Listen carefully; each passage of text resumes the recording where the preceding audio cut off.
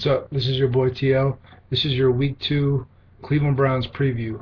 Week 1, uh, not much good I can say, man. We played the Dolphins. I thought we were going to beat the Dolphins. We were at home. I have a confession to make. My first flag football game was on Sunday, and unfortunately, it started when the Browns game started. So I missed the entire first half, and I got to Buffalo Wild Wings to watch the entire second half. Um, when I left Buffalo Wild Wings, I was pissed off.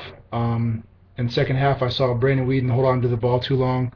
Um, he got sacked. I mean, bad throws. I just wasn't impressed at all.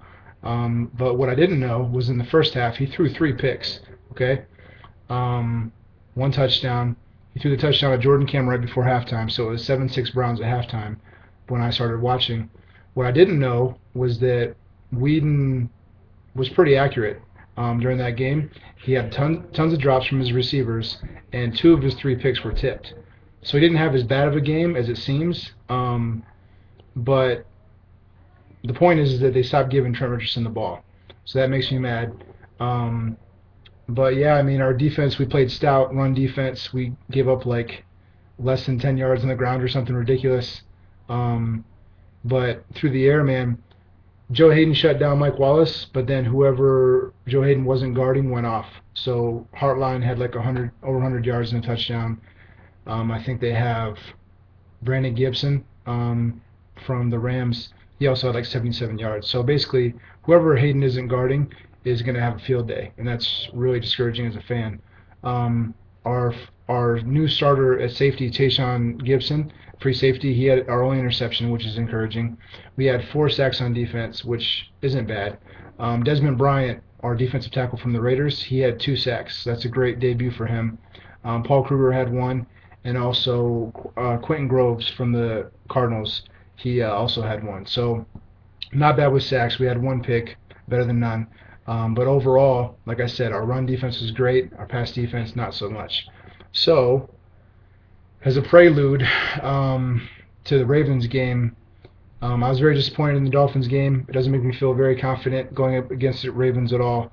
The Ravens are pissed off because they got embarrassed on national television against the Broncos in Week 1. They're playing at home. Flacco usually has good games against us. So does Torrey Smith. So my forecast for the Ravens game isn't looking good. I see the Browns losing again. Can the Browns beat the Ravens? Yes, they can. Will they beat the Ravens? Probably not. I look fantasy-wise, Ray Rice will have a solid game. Joe Flacco will have multiple touchdowns. I think Marlon Brown will go off because he's the number 2 receiver for them. Torrey Smith will have a hard time producing with Joe Hayden on him, but he usually does well against the Browns. Um, I would say I would love miraculously for Brandon Weeden to have a good game and us to score points and us give Trent the ball more, and all of a sudden our receivers catch the ball, but it's just not realistic. The receivers dropped the ball last year; they're dropping it this year. Not much has changed. It's really discouraging as a fan. I do think they will give Trent the ball more this week, which is encouraging. Um, it gives us a better chance to win the game for sure. I don't trust Greg Little anymore.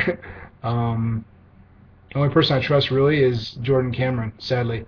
Um, Pretty much, Cameron had 100 yards and a touchdown last week. Uh, Behind him, he had a bunch of mediocre performances. Little, Travis Benjamin. Um, that's about it. So pretty much, long story short, I see the Browns losing to the Ravens by a couple touchdowns. Hopefully, it's a better output by the offense, but um, all I can guarantee is they're going to give Trent the ball more, so that will be good. But Brandon Weeden, I mean, what can you do as a quarterback? You throw the ball, make it catchable. If they don't catch it, or if it's tipped for an interception, there's nothing you can do about that. So at first I was really mad about Brandon Weeden, but I'm going to give him a break. So I'll be watching the game Sunday, the whole game. I have a doubleheader before the game, so I'll be there in time to watch the whole thing. But I don't know. Like I said, we have the talent to beat the Ravens, but after Week 1, it's kind of hard to be optimistic. But anyways, I'll be watching faithfully every week. Go Browns.